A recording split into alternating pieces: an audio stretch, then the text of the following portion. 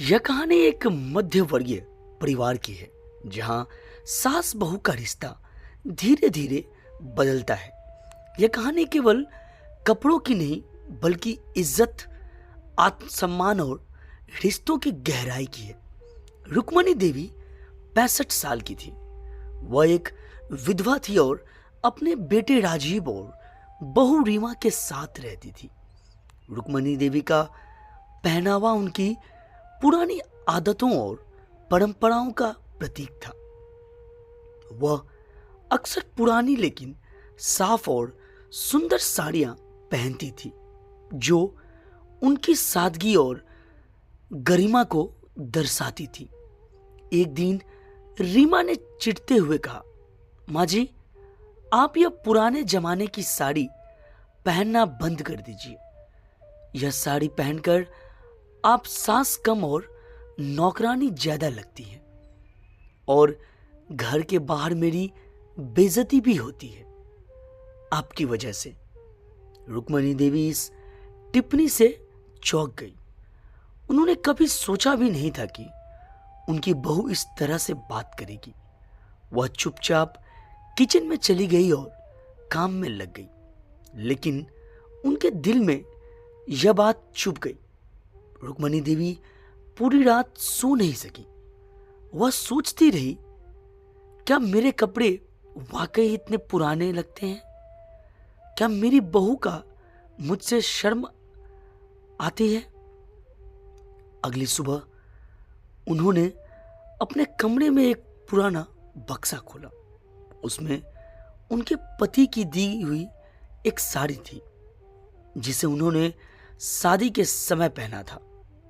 उन्होंने वह साड़ी निकाली और सोचा, क्या मेरी सादगी और परंपराएं अब किसी के लिए कोई मायने नहीं रखती? रीमा को लगता था कि वह इस घर की असली मालकिन है। वह अपने पति से भी कहती थी कि राजीव, तुम्हारी मां को समझाओ कि वह थोड़ा आधुनिक बने। हमारे दोस्तों के सामने उनकी वजह से मुझे शर्मिंदगी होती है।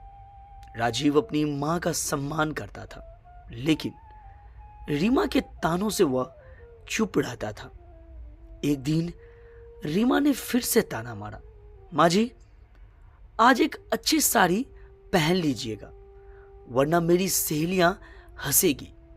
इस बार रुक्मणी देवी ने जवाब दिया, बेटा, साड़ी से किसी की इज्जत नहीं घटती, लेकिन सोच से घट सकती है। रीमा ने हंसते हुए कहा, माँ जी, ये फिलॉसफी अपने पास रखिए। समाज में चलने के लिए दिखावा करना पड़ता है। रुक्मणी देवी ने अपने व्यवहार से रीमा को सबक सिखाने की ठानी। अगले दिन उन्होंने एक प्लान बनाया। वह अपने पुराने कपड़े पहनकर पास के वृद्धाश्रम चली गई। वहां उन्होंने अपनी पुरानी साड़ियां दान की और अपनी बहू के लिए एक संदेश छोड़ा। उन्होंने एक चिट्ठी लिखी और रीमा के कमरे में रख दी। चिट्ठी में लिखा था, रीमा, तुम्हें मेरी साड़ियां पसंद नहीं है, इसलिए मैंने उन्हें उन लोगों को दे दिया जिन्हें उनकी जरूरत है। लेकिन ध्यान रखना, कपड़े इंसान की पहचान नहीं होते। पहचान उसके काम, संस्कार और सोच से होती है। जब तक यह समझ नहीं आएगा तब तक तुम्हारे रिश्ते भी सच्चे नहीं हो सकते। जब रीमा ने यह चिट्ठी पढ़ी तो उसे गहरा झटका लगा। उसने सोचा, क्या मैं इतनी मतलबी हो गई हूं कि माँ जी का दिल दुखा दिया? उस रात रीमा ने रुक्मणी देवी से माफी मांगी। उसने कहा, माँ जी, मुझे माफ कर दीजिए, मैंने आपकी भावनाओं को नहीं समझा। रुक्मणी देवी ने मुस्कुराते हुए कहा, बेटा, समझदारी इंसान को समय के साथ आती है।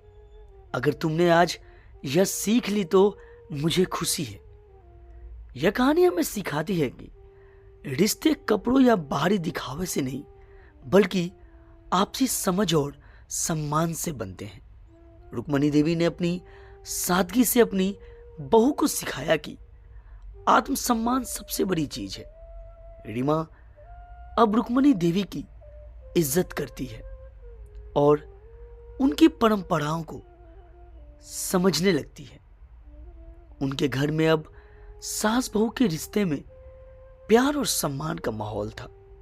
दोस्तों, अगर ये छोटी सी कहानी आपको अच्छी लगी हो तो प्लीज़ चैनल को लाइक और सब्सक्राइब जरूर करें। कहानी सुनने के लिए बहुत बहुत धन्यवाद।